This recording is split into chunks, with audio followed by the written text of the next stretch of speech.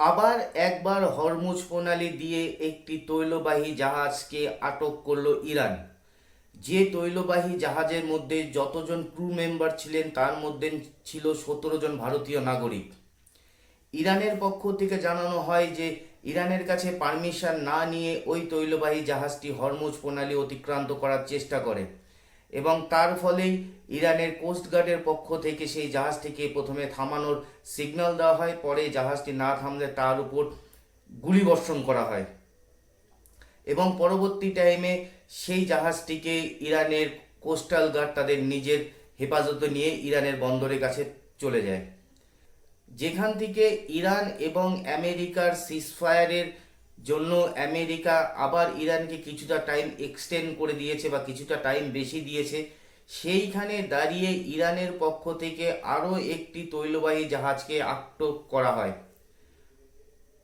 কেন এই ধরনের ঘটনা পুনরাবৃত্তি হচ্ছে এই হরমুজ প্রণালীতে? আপনাদের নিশ্চয়ই মনে আছে এর আগেও ভারতের একটি জাহাজ যেটি গুজরাটে আসছিল হরমুজ প্রণালীর মধ্যে দিয়ে, সেই জাহাজটিকেও আক্রমণ করে জাহাজটিকে ইরানের বন্দরে নিয়ে যাওয়া হয় ইরানের বাহিনীর পক্ষ থেকে। কি রয়েছে, কেন ইরান বারবার তাদের এই হরমুজ প্রণালীতে বিভিন্ন দেশের যে তৈলবাহী জাহাজগুলো রয়েছে তাদেরকে আটক করছে, সব কিছু বিস্তারিত আলোচনা করব এই ভিডিওতে। ভিডিওটি শুরু করবার আগে আপনাদের কাছে একটি অনুরোধ রইবে, যদি ভিডিওটিকে ভালো লেগে থাকে তাহলে অবশ্যই চ্যানেলটিকে সাবস্ক্রাইব করে আমাদের সঙ্গে থাকবেন। নমস্কার, আপনারা দেখছেন এন বাংলা সংবাদ।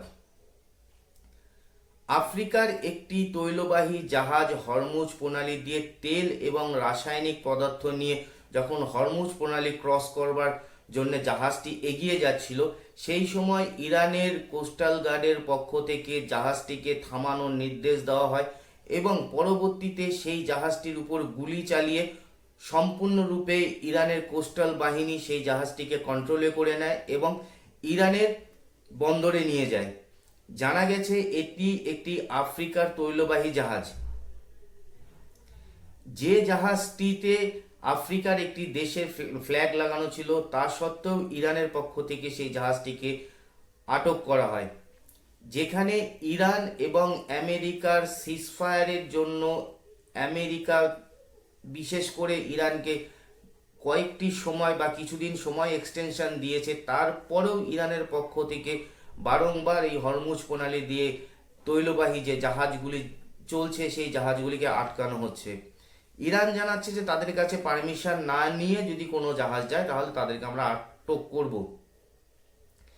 কিন্তু যেখানে এই হরমুজ প্রণালী দিয়ে এই তৈলবাহী জাহাজ আটকে থাকার ফলে গোটা বিশ্বে তৈল সংকটের সৃষ্টি হয়েছে এবং এই হরমুজ প্রণালীকে কেন্দ্র করে আজকে ইরান এবং আমেরিকার এই যুদ্ধ, যেখানে আমেরিকা দাবি করছে যে তারা হরমুজ প্রণালীর কন্ট্রোল নিজেদের হাতে রাখবে, ইরান বলছে যে না, যেহেতু হরমুজ প্রণালী আমাদের নিয়ন্ত্রণের মধ্যেই রাখতে হবে এবং এই হরমুজ প্রণালীতে যে জাহাজ যাবে সেই জাহাজগুলিকে ইরানকে ট্যাক্স দিতে হবে। এই শর্ত মানেনি আমেরিকা।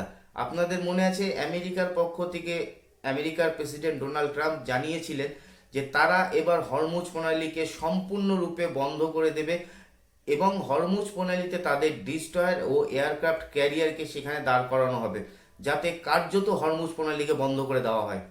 কিন্তু সেইখান থেকে দাঁড়িয়ে বিশ্বের চাপে, গোটা বিশ্বের চাপে আমেরিকা কিছুটা হলেও সেই হরমুজ প্রণালীতে তার যে শক্ত নীতি ছিল সেই নীতিতে কিছুটা ঢিল দিয়েছে।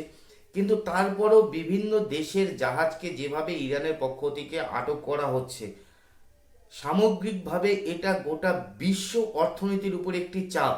যেহেতু যেভাবে গোটা বিশ্বে তেলের সংকট সৃষ্টি হয়েছে, প্রতিদিন তেলের দাম যেভাবে বাড়ছে, যেভাবে ব্যারেল প্রতি তেলের দাম বাড়ছে, তার ফলে নিত্য প্রয়োজনীয় জিনিসের দামও বাড়ছে। তেলের সাথে প্রতিটা জিনিস রিলেটেড। আজকে তেলের দাম বাড়লো মানে আপনার দৈনন্দিন চাহিদার যে জিনিসগুলো আছে সেই জিনিসগুলোরও দাম বাড়বে। এটি কিন্তু একটি বিশ্ব অর্থনীতিতে বড় ধাক্কা এবং আমরা প্রতিনিয়ত লক্ষ্য করছি যে কিভাবে শেয়ার বাজার ডাউন হচ্ছে, কিভাবে গোটা বিশ্বের অর্থনীতি মন্দা সৃষ্টি হতে চলেছে এবং এইখানে দাঁড়িয়ে ইরান ও আমেরিকার যুদ্ধে মধ্যস্থতা করবার জন্য পাকিস্তান সাহায্যের হাত আগিয়ে দিয়েছিল, কিন্তু পাকিস্তানের সেই ইসলামাবাদে যে শান্তি বৈঠকটি আলোচনা হওয়ার কথা ছিল, সেই বৈঠকে আমেরিকা যে দাবিগুলো ইরানের উপর রেখেছিল, ইরান সেই দাবি মানতে রাজি হয়নি। আমেরিকার যেটা মূল দাবি ছিল যে না, ইরানকে সম্পূর্ণভাবে পরমাণু বোমার যে পরীক্ষা, সেই পরীক্ষাটাকে বন্ধ করতে হবে। সেই জায়গা থেকে ইরান রাজি হয়নি। আমেরিকা বলেছিল তারা 20 বছরের জন্য তাদের পরমাণু পরীক্ষা বন্ধ রাখবে, কিন্তু ইরান সেটাকে 20 বছরের জন্য না, তারা 5 বছরের জন্য এই দাবি তারা মেনে নিয়েছিল যে আমরা 5 বছরের জন্য পরমাণু পরীক্ষা বন্ধ রাখবো। প্রথম দফার বৈঠক ভেস্তে যাওয়ার পরে দ্বিতীয় দফার বৈঠকও হয়নি, কিন্তু ইরানের পক্ষ থেকে দাবি করা হয়েছিল যে তারা মধ্যস্থতা হিসাবে পাকিস্তানকে বিশ্বাস করছে না। কারণ পাকিস্তানের ভবিষ্যতে যদি ইতিহাস দেখা যায়, পাকিস্তান বরাবরই আমেরিকা গা ঘষা। আমেরিকাকে সন্তুষ্ট রাখবার জন্য পাকিস্তান কোনো দিনও আমেরিকা সম্পর্কে দুটো কথাও বলবে না বা আমেরিকার বিরুদ্ধে যাবেও না। ইরানের মূল বক্তব্য যে মধ্যস্থতাকারী হিসাবে এমন একজনকে হতে হবে যে নিরপেক্ষ থাকবে। ইরানের দৃষ্টিভঙ্গিতে সেইখানে পাকিস্তান সেই জায়গাটিকে বিলং করে না বা সেই জায়গাটিতে অবস্থিত নয়, যার ফলে ইরানের পক্ষ থেকে তারা বলেছে যে মধ্যস্থতাকারী হিসেবে তারা চায়নাকে চাইছে, অর্থাৎ চায়নাকে নিয়ে বা চায়নার সাপোর্টে তারা ইরান এবং আমেরিকার এই যুদ্ধে সিজফায়ার বা মধ্যস্থতার জন্য তারা রাজি। এমনও তো পরিস্থিতি যখন গোটা বিশ্ব তাকিয়ে রয়েছে ইরান এবং আমেরিকার এই যুদ্ধ বিরতির জন্য, গোটা বিশ্বে যেদিকে তাকিয়ে রয়েছে, সেই মুহূর্তে এমনও তো জায়গায় ইরানের পক্ষ থেকে বারংবার হরমুজ প্রণালীতে আসা বিভিন্ন দেশের জাহাজকে তারা আটক করছে এবং তারা তার উদাহরণ কি দিচ্ছে না, ইরানের কাছ থেকে পারমিশন নেওয়া হয়নি।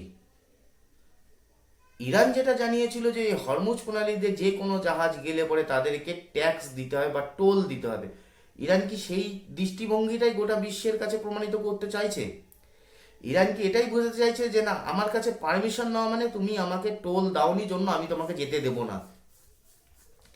এই রকম পরিস্থিতি চলতে থাকলে পরে গোটা বিশ্বে আবার তৈল সংকট সৃষ্টি হয়ে যাবে।